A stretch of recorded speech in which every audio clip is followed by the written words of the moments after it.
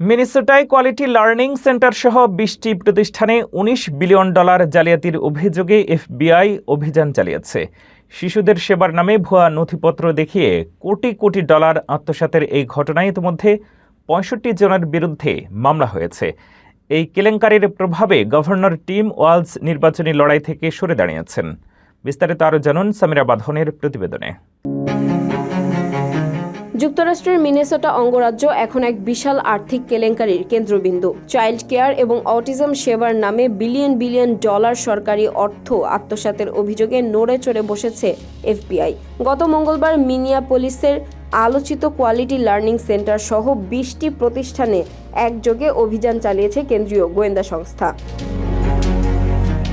অভিযান চলাকালীন quality learning সেন্টারে দেখা যায় এক অদ্ভুত দৃশ্য। যে সেন্টারটি শিশুদের কোলাহলে মুখরিত থাকার কথা, সেখানে কেবল পড়ে আছে কিছু পরিত্যক্ত স্ট্রলার এবং হলা হুপ। স্থানীয় নিরাপত্তা রক্ষী এবং প্রতিবেশীরা জানিয়েছেন, গত কয়েক বছরে তারা এই সেন্টারে কোনো শিশুকে প্রবেশ করতে দেখেননি। এমনকি সেন্টারের সাইনবোর্ডে লার্নিং বানানটিও ভুল লেখা ছিল।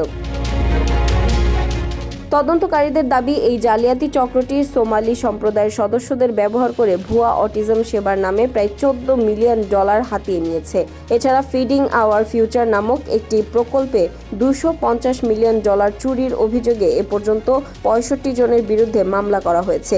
ডিপিজের ধারণা, এই জালিয়াতির শিকড় আরও গভীরে এবং এর মোট পরিমাণ $১৯ বিলিয়ন পর্যন্ত হতে পারে। এই কেলেঙ্কারির ধাক্কা লেগেছে রাজনীতিতেও। দুর্নীতির দায়ে চাপের মুখে মিনেসোটার গভর্নর টিম ওয়ালজ নির্বাচনী লড়াই থেকে সরে দাঁড়িয়েছেন। এমনকি জাতিসংঘে নিযুক্ত সোমালি দূতের সাথেও এই জালিয়াতি চক্রের যোগসূত্র থাকার ইঙ্গিত পাওয়া গেছে। চুরি করা অর্থে অভিযুক্তরা বিলাসবহুল গাড়ি এবং রিসোর্ট কিনেছেন বলে প্রমাণ পেয়েছে এফবিআই। মার্কিন অ্যাটর্নি জেনারেল বন্ডি জানিয়েছেন, এই জালিয়াতির সাথে জড়িতদের কঠোর শাস্তির মুখোমুখি হতে হবে। সাধারণ মানুষের করের টাকা আত্মসাৎকারীদের ধরতে এফবিআই এখন মিনেসোটায় তাদের অভিযান আরও জোরদার করেছে।